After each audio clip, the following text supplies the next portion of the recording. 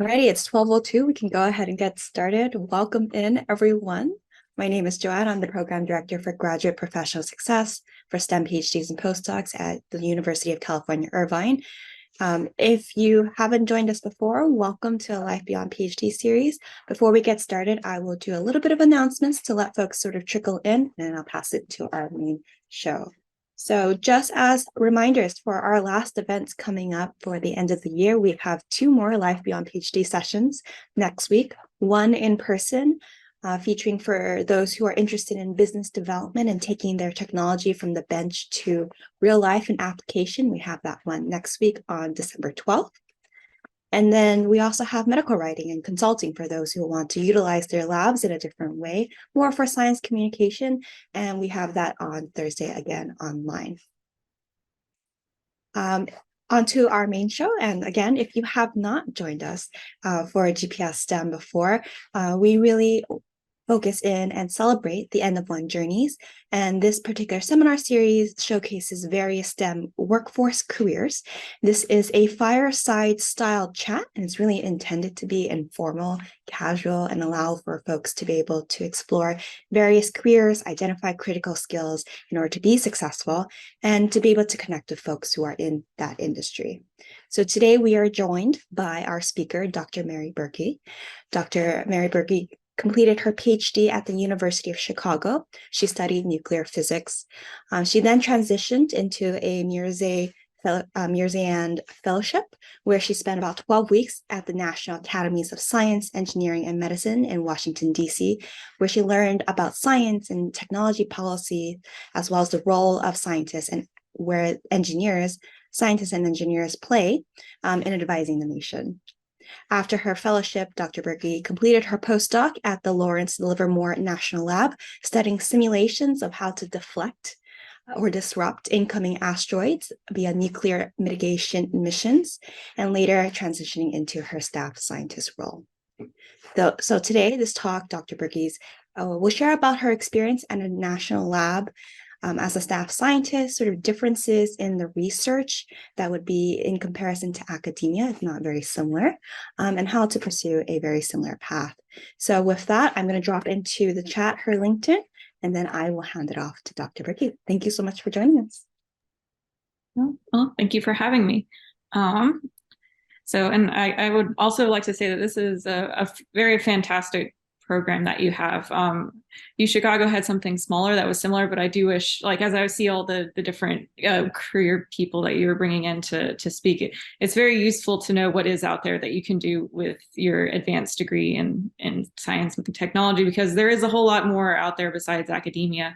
As my PI once told me, if he's successful in his career, he'll graduate maybe about 12 to 15 PhD students. And when he retires, he will leave one job opening, which is that's the math. But this is also the information economy now. So all of the skills that you're developing are exceptionally useful and like very valuable, and you can make a great life for yourself doing pretty much like anything across the spectrum, and still be doing science and coding. So about, I guess, my specific journey. So as was mentioned, I work at Lawrence Livermore National Lab, which is, I guess, in Northern California. It's a bit outside of the Bay. It's in a nice area where there's lots of vineyards, which is quite lovely. But I'm not sure how familiar everyone is with the National Lab System. I believe there are about 17 of them, and they all reside under the Department of Energy, which is part of the executive branch of the United States government.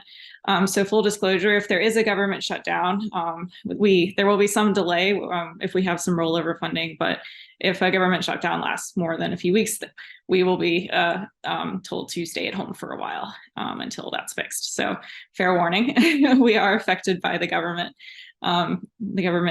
government's doings in Washington, D.C.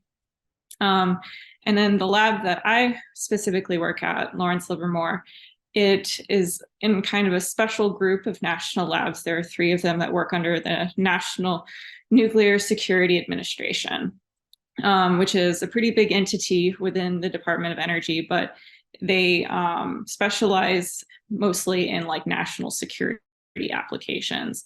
and with a bit of an emphasis on the stockpile, which is what our nuclear deterrent is based on.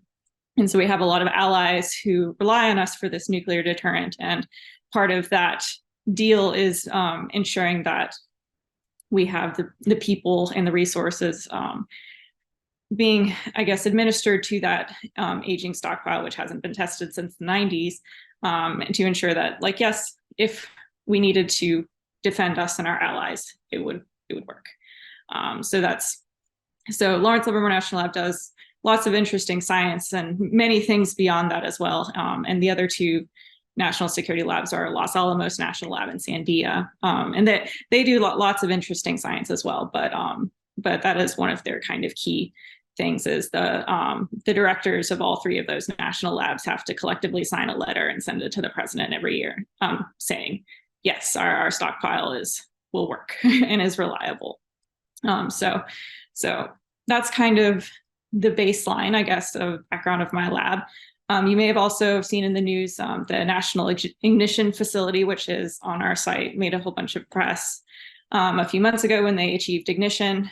So they managed to shine a whole bunch of lasers on this tiny little device that they had engineered, spent many years and man hours engineering, and they managed to get more energy out of it than they had put in with all of the lasers, which is the official definition of achieving fusion ignition. So everyone's very excited about that.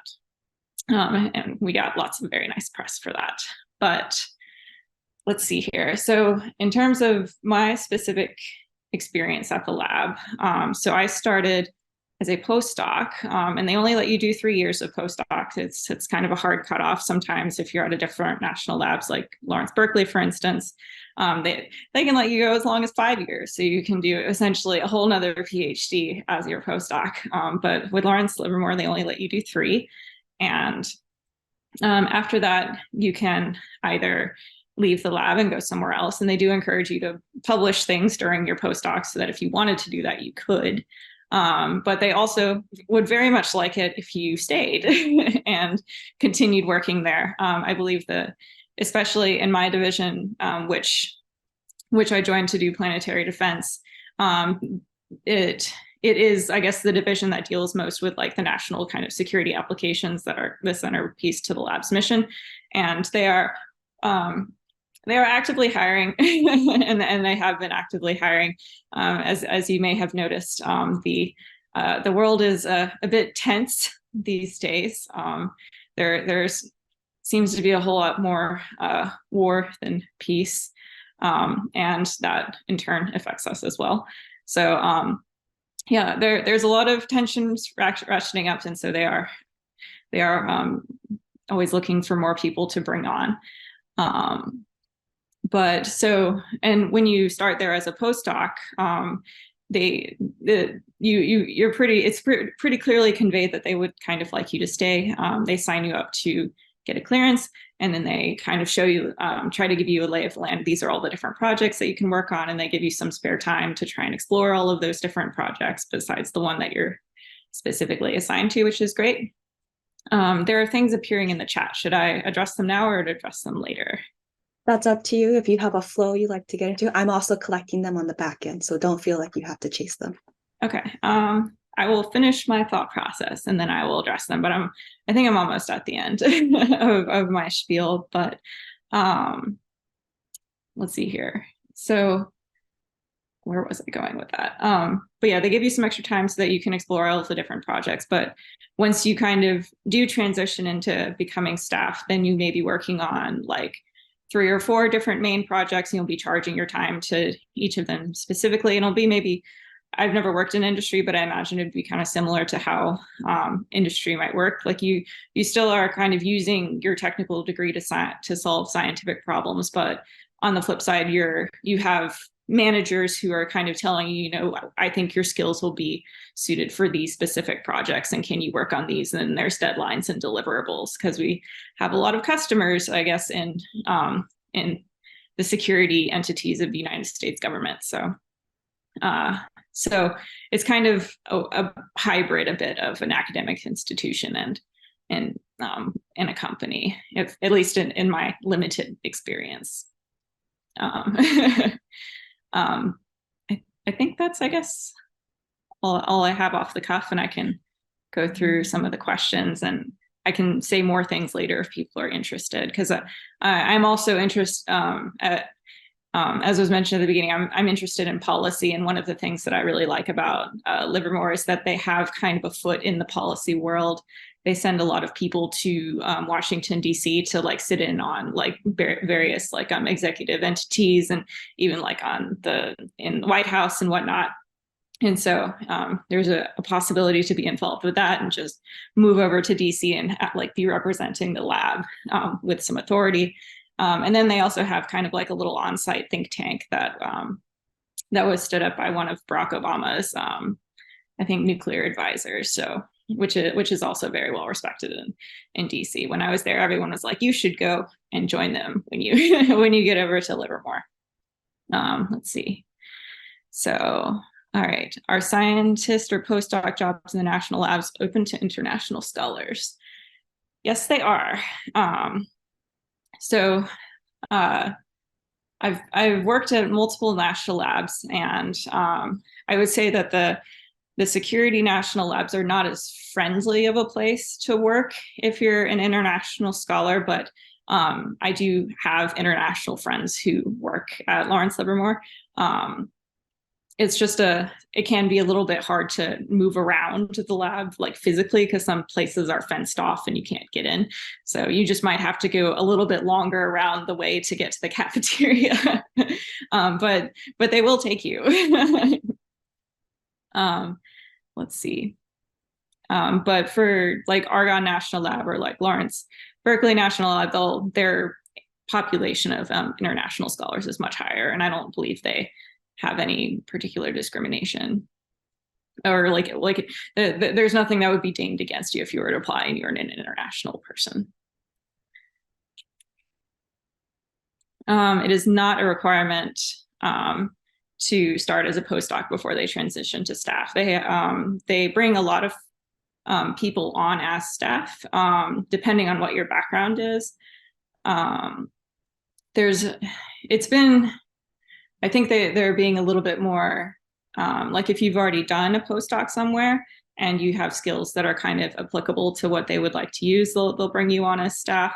But usually, like when you're looking at it, you can talk to someone and they will kind of tell you, "We think this would be a good fit. We want to bring you on right as staff," or like, "Oh, maybe if you're early career, a postdoc might be nice." And then you have this extra time to figure out what you want to do, and we can train you a bit. Let's see here. How often do LLNL offer staff scientist positions to their postdocs? It depends a little bit on where you would like to be a staff member. If you want to be a staff member and you have the skills to be one in like the nuclear security kind of enterprise, then if you're already starting from a postdoc in a lab and they've already paid for your clearance, then they will certainly be happy to continue getting the return on their investment in you and give you a staff position. If you want to continue doing working for a national or Livermore in like more of a scientific area, like the Physical and Life Sciences Directorate, or like doing science on NIF, for example, there would have to be an open position for you to apply to, I believe. Let's see here. The interview process and how long might it take to hear back after submitting an application?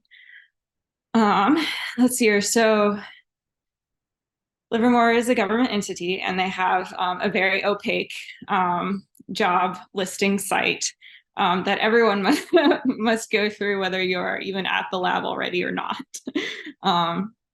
So I'm trying to remember. I think my applications included a couple of reference letters and my CV, and I think a cover letter as well. I might have just opted not to do the cover letter, but I did have to submit like all of the required materials, and I applied through that website, even though I already worked there. And then once, I'm not sure, I think they're trying to have the entire process like from beginning to where you apply, if they express interest, to if you've then like interviewing you, like you'll give kind of like maybe an hour-long talk, and then they'll do like a whole day of just like different people asking you questions. And then it'll take like, I think the whole process, I think they wanted to have it done in under like 4 months, but I would have to check. There, it's one of those things where I guess everyone's very busy, but we also want to bring in people. And they have this weird setup where they need a lot of people to interview you, which kind of takes a while to collect all of that. But they are trying to make it, they are actively trying to make it quicker, but I think it would be on the scale of months still. Let's see here. What is the work culture like at a national lab? Is work-life balance respected? The short answer is yes. You do have, so I guess I've been a staff member for a little over a year now, and I had 1 year of kind of like buffer or like a probationary period, and then now I've been brought on as like a permanent. On the flip side, as I've mentioned before, there are incentives to kind of give your all, and at the same time, it is tense out there, and more is being asked of my national lab than has ever been asked before. So I would say it's kind of a skill that you may have to develop to set boundaries, especially kind of starting out. You'll probably fall prey to the same thing that I felt, like you're a like strong, motivated person who like wants to like prove themselves, and that takes a lot of work, and it'll be very intense like the first few years. And if you throw all of yourself into it, then your work-life balance will probably suffer a bit. But if you set the boundaries, and that will take a bit of effort, and you may have to say no to things. That's okay to do. They do respect. It's a bit of a tension, because like there's so much being asked of you, but at the same time, every time they lose someone to like industry, that's like years of training that they put into that person. And that's a significant loss. So if you're burnt out, you're not helping anybody. But so I would say yes is a short answer, but also make boundaries and have others respect them as well. Let's see here. I've heard contrasting information, getting your foot in the door in one of the national labs helps with applying to other national lab staff positions. But if you're not sure about a prolonged career in a national lab, it's better to apply to industry than applying to the national lab at a later stage in your career. What are your thoughts?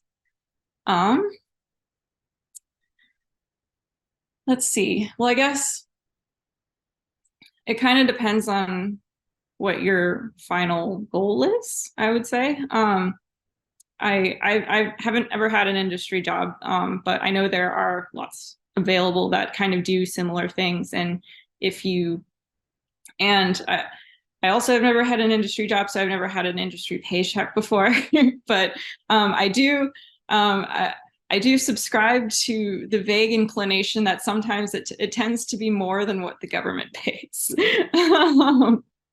So if you find like a very well-paying industry job that like has similar skills, then like that could be a nice, like you could get some of the return on the investment that you put into getting this advanced degree a little bit more quickly, and maybe elevate yourself to where you can buy a house or something like that. So like that, those are kind of things to consider if you're just purely looking at it from a career standpoint. And like money's not factoring into it. I would say that now is probably not a bad time to enter the national labs, especially if you want to advance quickly in your career, because everyone is new and everyone is young, and they're having a lot of people retire right now as well. So if the need is so great, that you would advance, like kind of you would be asked to do things probably well above and beyond what you would be asked to do in industry much faster. So it's kind of what you're interested in or what your goals are.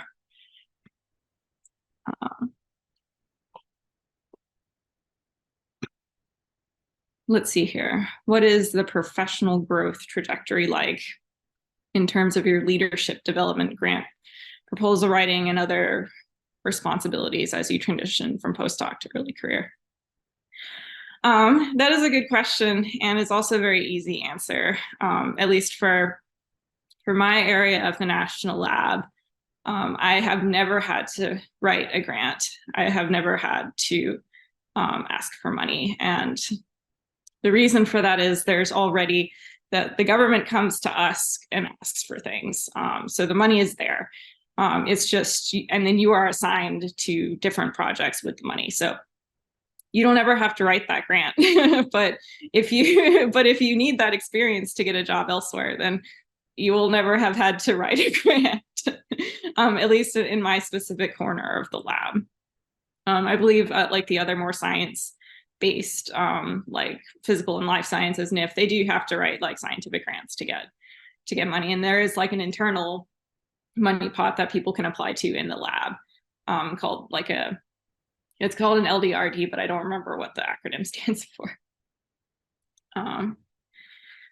Let's see here. Let's see here. What is job stability like at a national lab? I guess let me.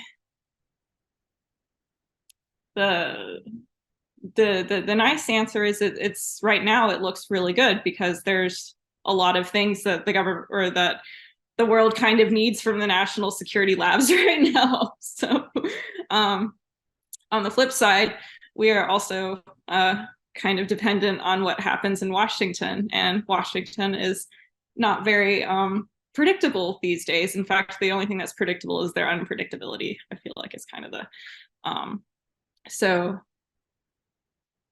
I guess pretty stable. But that's it's a bit nuanced. And then how is it different from a postdoc at a university? I would say that they try to make the postdoc experience kind of similar to that at a university. You'll have like a few people that you'll be working with, and they'll mentor you, and you'll be learning new skills, and they'll be encouraging you to publish and produce results. And you'll also have, I think, like 25% of your time to also develop to devote to career development, which could mean a variety of different things. But I guess like the kind of the difference is that they're trying to push you a little bit towards becoming staff, or it's also like half of a kind of a training program to be staff later, depend if you're okay with that. They like to take on people who are at least considering maybe transitioning to staff at the end of their postdoc.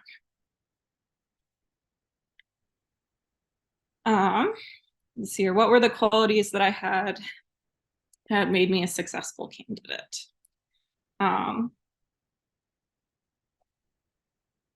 So it's kind of a bunch of different things. They were, when I first applied, they were actually more interested in my undergraduate career than they were my PhD, and that was partially because when I did my undergrad, I managed to kind of squash 3 technical degrees into 4 years, and so I kind of had a variety of different things that I had learned how to do during that time. And I also kind of had come to, even though I just like done a very specific and technical PhD, I had gone to grad school and like attempted to like sit in on a variety of other different courses to kind of learn different things like business and policy and whatnot. So I kind of came to the table and said, I don't like to specialize. I like to know how to do lots of different things. And they're like, that's great, because we have lots of different projects and you're going to have to know how to do lots of different things, and you're going to have to spin up quickly on all of them. So that was one thing that they particularly liked. The other is they do, because you're working on lots of different projects, you're also working on with teams of people pretty frequently. So they do ask you a lot of questions about, how do you interact with people? How do you work with people? Like, what's the dynamic? Like, what kind of role do you play in a team? And I had been doing, I guess, like student government activities since undergrad and all the way through grad school, and like leading committees and whatnot. So I could bring that kind of like people experience to the table as well. And then the third thing, especially if you're in the national security kind of corner, is they do look for people who kind of understand that, like, this is like we're supporting this mission, right? Like you're you're kind of performing like a service for the U.S. government. You're doing your part to like keep like the United States and the allies safe. And so they also look for people who like understand and care about that mission. So those are kind of, I guess, the three things. So, and they also want you to be really nice technically too, but but I think at least for postdocs and staff positions, they're all hiring PhDs, right? So I mean, they don't just give away PhDs in a technical field for free. So, let's see here. What were the contributing factors in deciding if you wanted to pursue the postdoc and to continue as staff later? Let's see here. I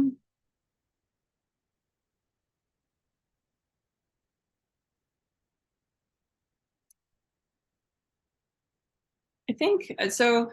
I don't know how much of it's like, how much of it is personal and how much of it is like there were specific things that I wanted. I'm the kind of person that like craves security and I guess continuity, and like I knew all the people, I knew the projects, and so, and at the same time too, I guess like as I was transitioning, we were kind of just coming out of the pandemic, and it didn't seem nice to like go out and try and find something that could be like way more tumultuous as well. And I do care about the mission, and I did see that there was more to be gained from continuing as staff.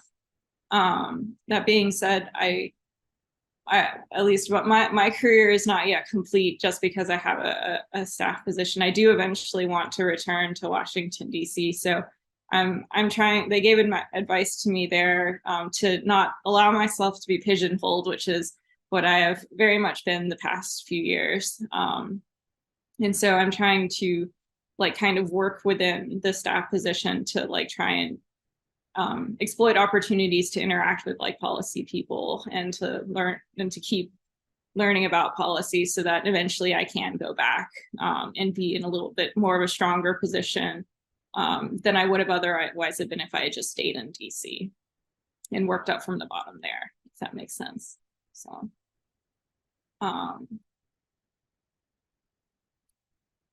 let's see here. In your role as related to policy, how much of that was self-taught and how much continues to be self-taught?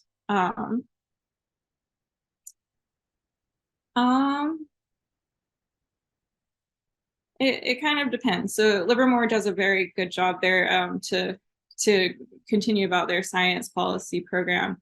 They have their policy program is called the Center for Global Security Research, and it's filled with people who do policy. And they bring in people who do policy, and they have a whole like very extensive seminar series. So like maybe 2 to 3 times a week, if you wanted to go to one of their seminars, you could. And you would learn about all sorts of different things related to policy, but mainly with a focus on nuclear policy. I don't remember where exactly I saw this. It might have been at my grad school career place, but if you are interested in policy, I was informed somewhere that if you wanted to apply for a position at the State Department, they recommend getting a subscription to The Economist and The Washington Post for a year and keeping up with that. and which I've done for a while, and it does give you a very thorough and detailed kind of understanding of like everything that's happening in the world, like from The Economist, and then in the United States specifically from the Washington Post, and you'll kind of that will, you'd be surprised how well you can keep up to speed using those.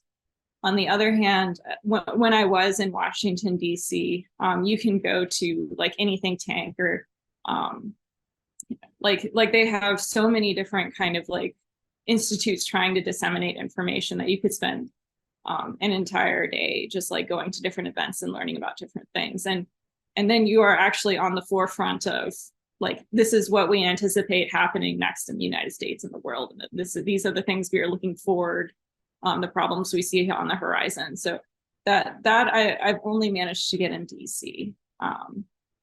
But if you can keep kind of maybe like one or two paces behind that using like the kind of like high quality news that you have to pay for,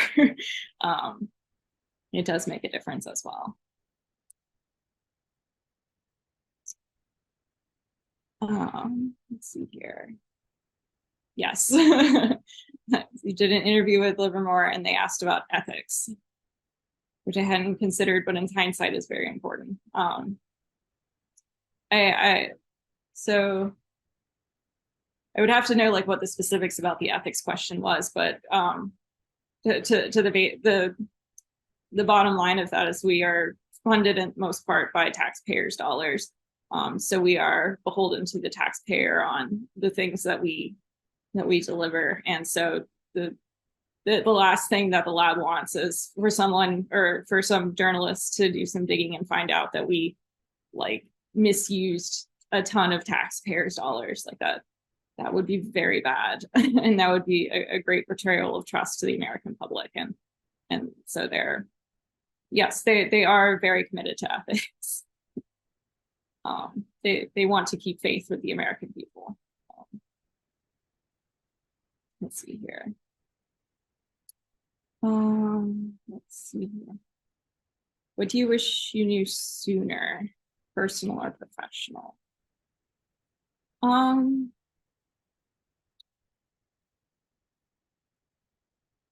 Let's see. That's a tricky one.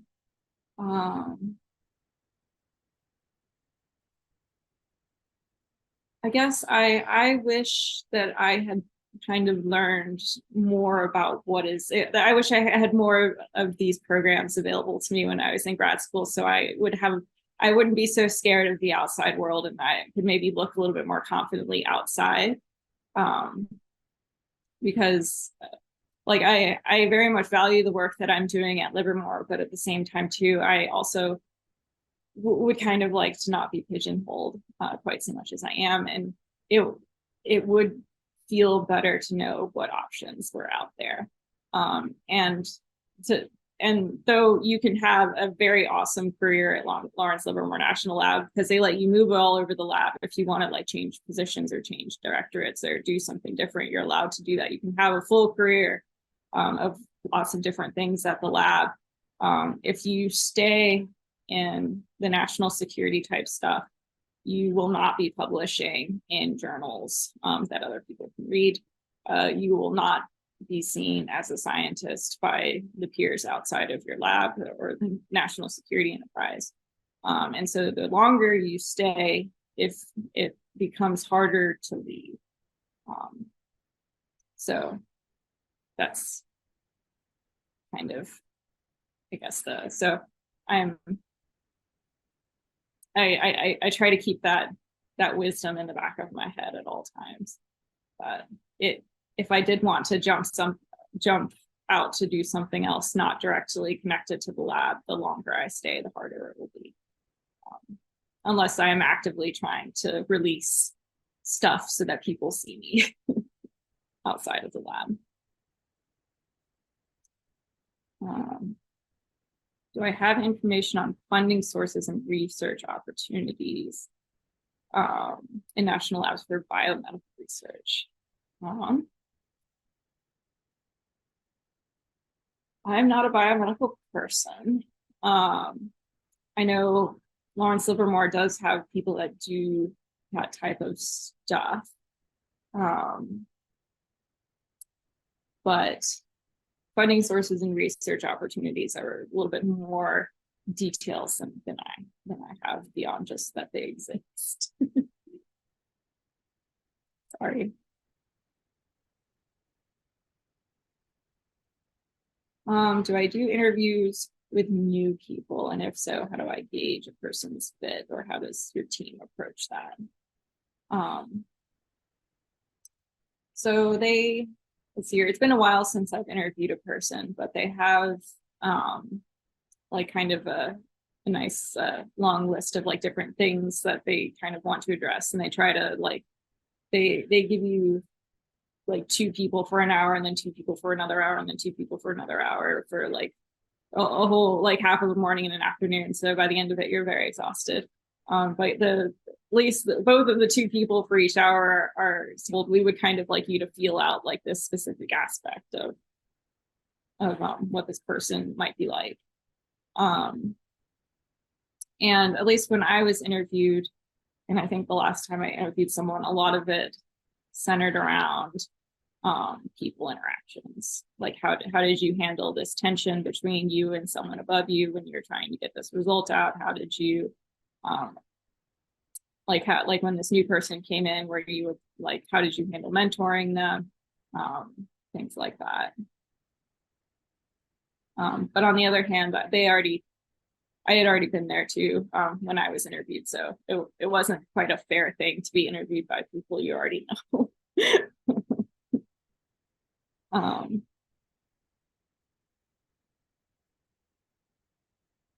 Let's see here. Well, the interview lasts a whole day for the people that would suggest interviews early. And they're ongoing. There's no like season for interviews. They're all rolling.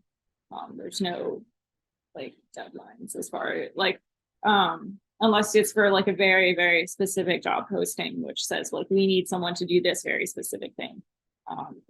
Which at least in my division, they usually try to have like a very broad, they're just like looking for good people. Those kinds of job postings, they could just stay open, I think, unless they max out on the amount of people that they want to hire, which I don't think they're going to do for a while. But you never, but things are only as predictable as the US government. So let's see here. What do I do, and what does my day-to-day look like? And how much of it is experimenting and lab work versus meetings? Livermore is they're very much a simulation lab. They have a lot of big computers, and they would say that their strength is being able to run very detailed and sophisticated simulations to answer questions. So I am part of that enterprise. So most of what I do in terms of science is running simulations and then pulling data from the simulations and analyzing it and then running more simulations.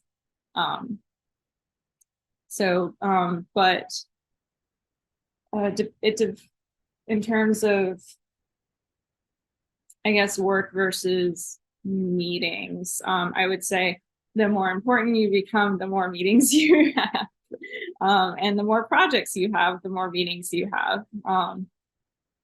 I definitely don't envy the people who, I mean, I don't know how you would possibly be productive if you had 6 different projects, but it's not unheard of. And if each project has 1 meeting per week and then meets like with a bigger team, but for a broader project every other week, then that's like 1.5 meetings per week. And then you have 6 of those, and then individual meetings with different people. And it adds up.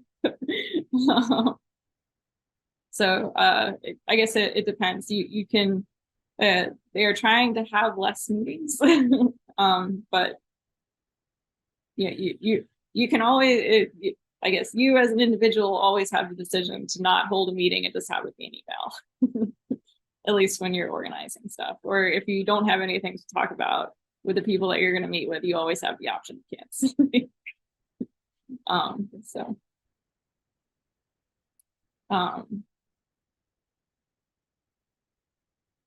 Is there any more questions? As we're coming up towards like more like 15 minutes left, my last question to you, and if anyone else has any more, feel free to stick around. What's your general advice for PhDs and postdocs who are looking to pursue a similar role in their industry? Let's see here. Or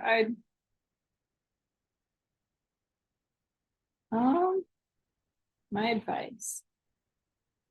Be okay with trying new things. I would say it's